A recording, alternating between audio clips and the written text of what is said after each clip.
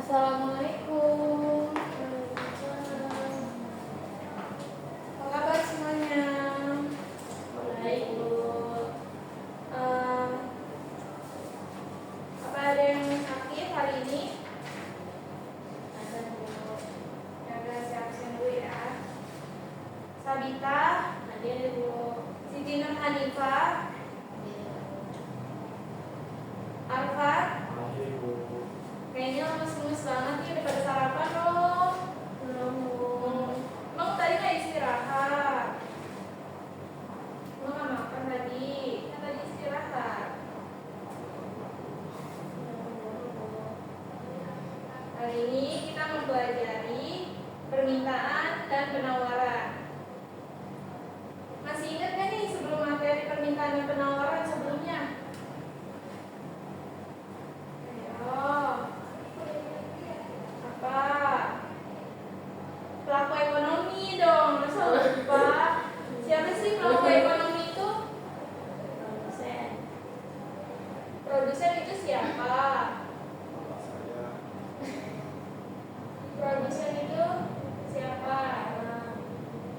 Produsen itu yang menjual, yang memproduksi, yang membuat, yang membutuhi kebutuhan konsumen. Itu yang dinamakan produsen.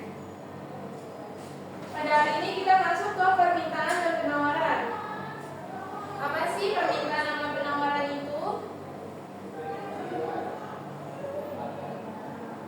Permintaan dalam ilmu ekonomi adalah keinginan seseorang atau kelompok orang atau konsumen untuk membeli suatu barang atau jasa pada berbagai harga tingkat dalam waktu tertentu. Keinginan ini tidak hanya sekedar keinginan belaka, tetapi juga disertai dengan kemampuan untuk membeli barang atau jasa tersebut. Ini contohnya. Ini tahu nggak nih gambar apa? Iya benar. Jadi permintaan itu, contohnya, kamu pernah beli barang nggak? Pasti pernah kan? Nah, contoh di kelas kalian membutuhkan buku dan alat tulis.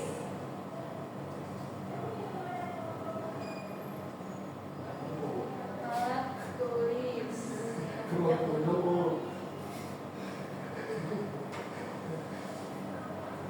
Berapa? Misalnya di kelas kalian ada 40 siswa memiliki kebutuhan buku dan alat tulis buat belajar di sekolah. Di kelas kalian ada 40 orang. Berarti yang dipenuhi harus 40 buku, kurang lebih 40 buku. Jika di sekolah kalian ada 500 siswa, buku yang dibutuhkan berapa? Ya, kurang lebih 500 buku atau alat tulis. Nah, di sini ada faktor yang mempengaruhi permintaan. Yang pertama, harga barang. Apa sih harga barang itu? Tawar-tawar. Contoh. Membeli barang di diskon. Iya, benar. Contoh, Hani membeli topi.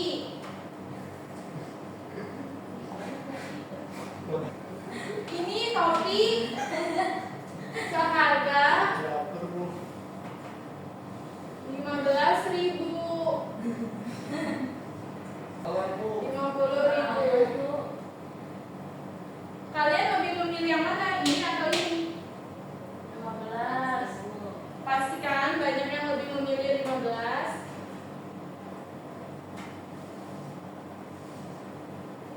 Ini lebih dikit, 10. Permintaan mempengaruhi harga barang. Misalnya permintaannya murah, itu lebih banyak dibanding harga yang 50.000 ini, lebih sedikit. Nah, di sini ada pendapatan masyarakat. Ada yang tahu nggak pendapatan masyarakat? Gaji. Ya benar. Jika seseorang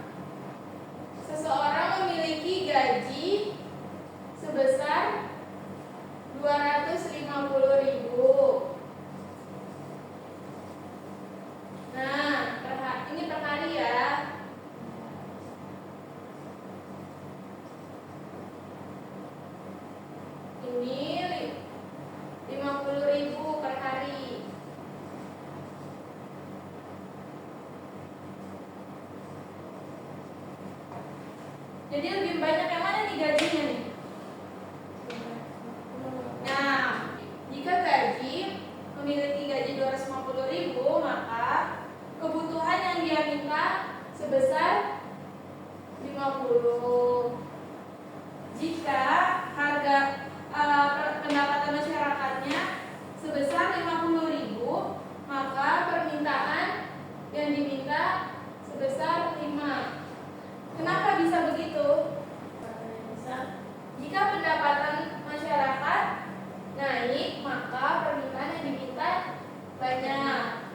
Jika pendapatan masyarakat sedikit, maka permintaannya akan sedikit. Nah, pintar. Sekarang apa sih itu selera masyarakat? Keinginan. Misalnya Sabita pernah kan menyukai suatu barang? Misalnya Sabita suka tas.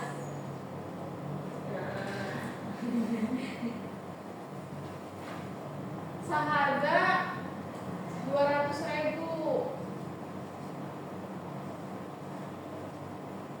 Pasti Sabita pengen kan, walaupun harganya mahal, tasnya Sabita pengen beli juga gitu. Walaupun tasnya seharga 200.000, pengen banget dibeli. Tapi nggak ngeliat harganya. Jadi yang beli dikit.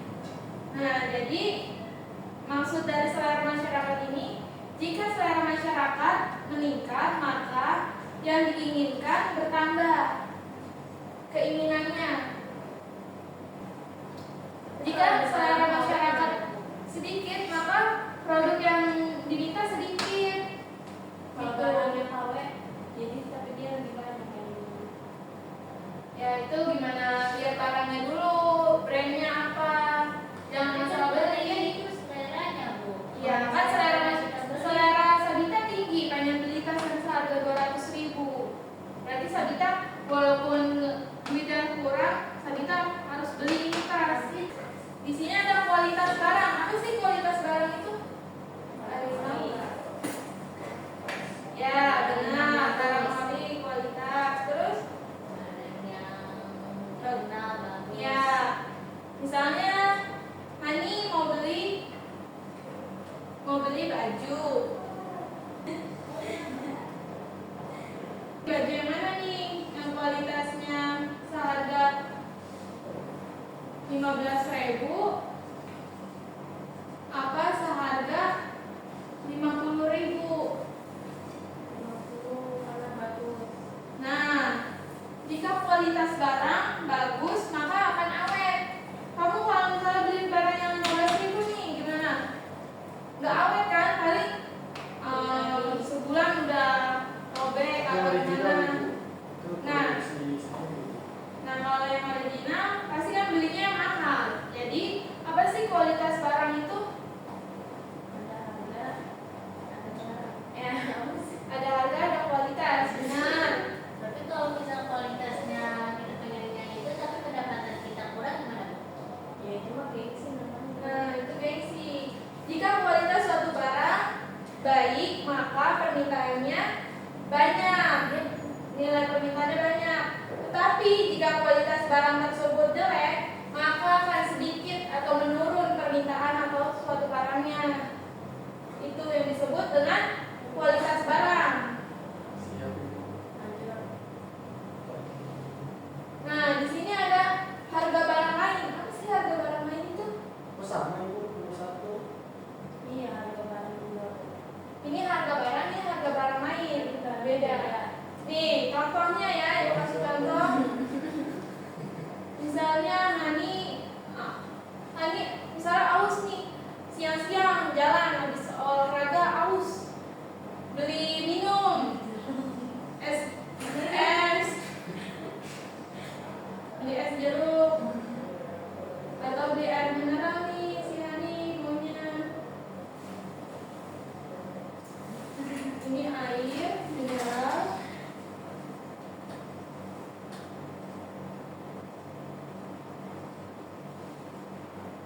Ini Ibu ani mulu, Bu, dia yang dipanggil, Bu. boba itu Bu. Boba. Ya udah, misalnya boba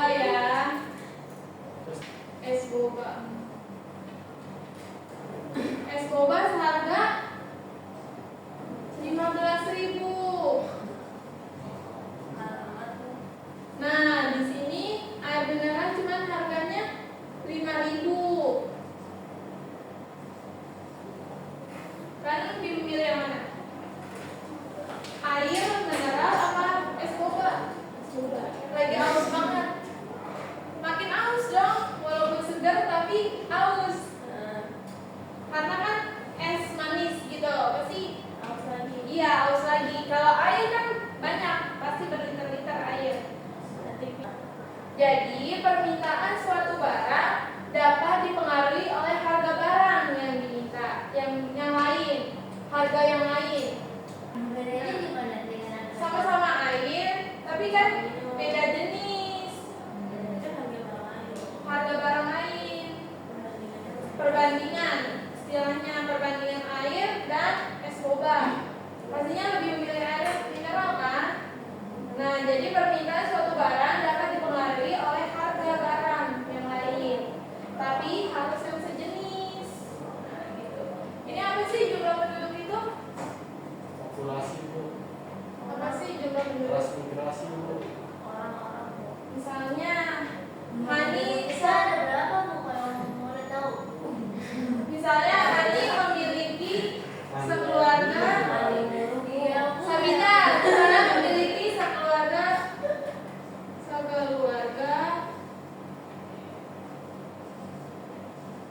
memiliki 6 bersaudara. Terus keluarga 6. Ya, sekeluarga 6. Nah, terus jika mau makan bersama, apa yang dibutuhkan nih? Makanan. Iya, maksudnya dibutuhkan berapa piring? 6. Pasti 6 kan? 6 juga. Kenapa bisa kayak gitu? Karena pas. Ya, yang ada di keluarga. Jadi, jumlah penduduk itu mempengaruhi permintaan yang diminta. Jadi, kebutuhan yang diminta sebanyak misalnya 50 penduduknya 500 jiwa. Harus 500 jiwa juga. Harus memenuhi kebutuhan si penduduk. Apa sih peramalan masa depan? Berarti kita bisa ramal dong bu. Ya, kita bisa meramal. Misalnya perekonomian di Indonesia sedang buruk. Berarti besok kita ada Perekonomian di Indonesia sedang, cuaca kita. ya cuaca bisa diramal kayak cuaca. Misalnya cuaca Hujan nggak, Bu? hujan atau lihat dari kalender sampai Januari sampai Desember. Udah itu selesai. Udah Oke. udah. Nah, di sini bentar ya, fokus dulu. Udah bu. Skip aja. Waktunya habis bu. Bu, jam istirahat apa nih? Iya istirahat ibu. Belum ya. Lihat dulu nih. Ini kurva apa sih? Ini kurva apa? Nah, ini tabel kurva permintaan. Misalnya harga bakso seharga 20.000 per mangkoknya. Permintaannya 120 mangkok yang diminta. Jika harga bakso seharga 18.000 per mangkoknya, maka jumlah yang diminta 140. Nah, 12.200 permintaan yang diminta per mangkoknya. Tapi lebih banyak murah ya bu. Ya, jadi kesimpulannya apa sih? Kesimpulannya, kurva menunjukkan seberapa besar konsumen bersedia dan mampu membeli suatu produk pada berbagai tingkat harga. Semakin harganya rendah, maka permintaan semakin banyak. Jika harganya tinggi, Dan sedikit. ya pinter. Lanjut, next. Di sini ada jenis-jenis permintaan. Permintaan berdasarkan daya beli konsumen. Permintaan efektif yaitu permintaan yang didukung dengan kemampuan daya beli dan terjadinya transaksi. Permintaan potensial yaitu permintaan yang didukung dengan kemampuan daya beli tetapi belum melakukan transaksi. Permintaan absolut yaitu permintaan yang tidak disertai dengan daya beli. Nah, di sini ada permintaan berdasarkan jumlah konsumen. Apa sih yang di dalamnya itu? Permintaan individu, yaitu permintaan dari masing-masing orang atau individu terdapat suatu barang. Yang kedua, permintaan pasar, yaitu jumlah total permintaan dari semua individu di pasar untuk suatu barang atau jasa pada tingkat kebutuhan tertentu, pada tingkat harga tertentu.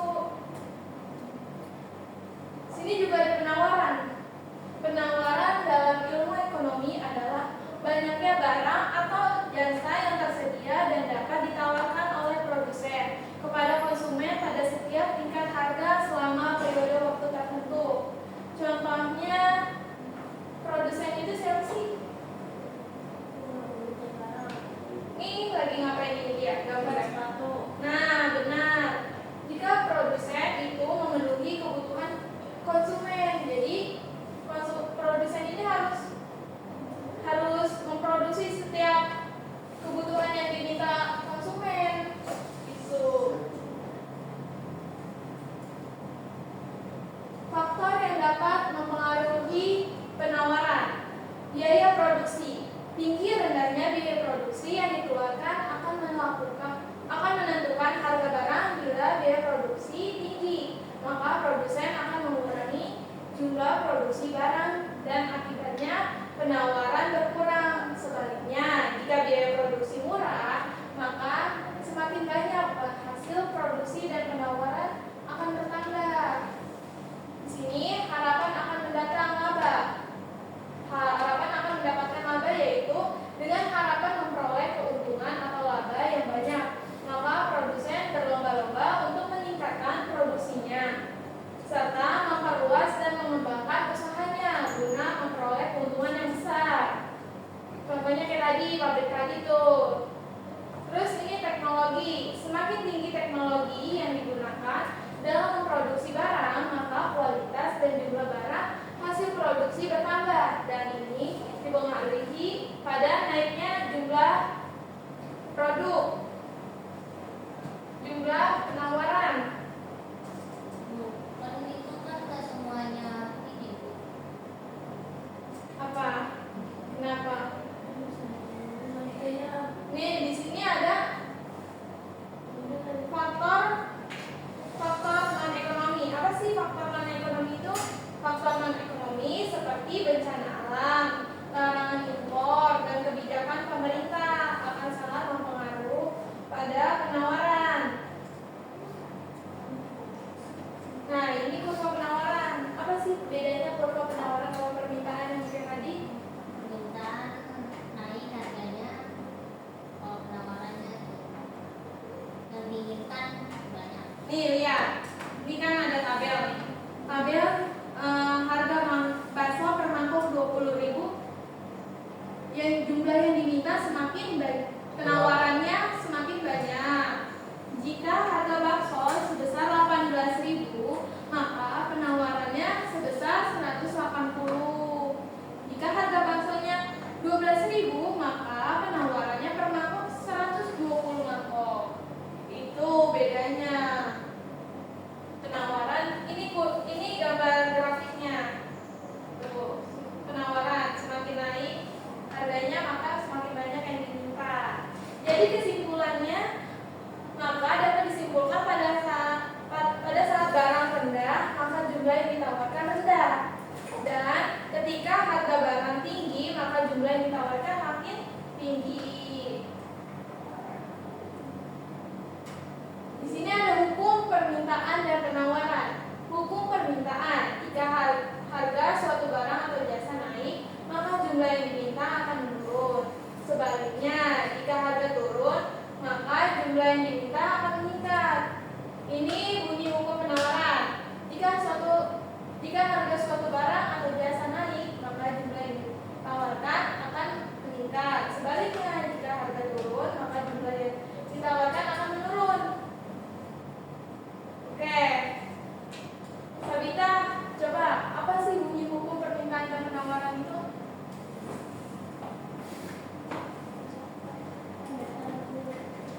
Baru ibu ngomong tadi, masa udah nggak hafal? Oh, ini Sabita baca. dulu ya. Sabita baca. Bunyi hukum permintaan itu apa? Baca. Jika harga suatu barang atau jasa naik, maka jumlah yang diminta akan menurun. Sebaliknya, jika harga turun, maka jumlah yang diminta akan meningkat. Oke. Hani baca. Hukum penawaran bunyinya kayak gimana?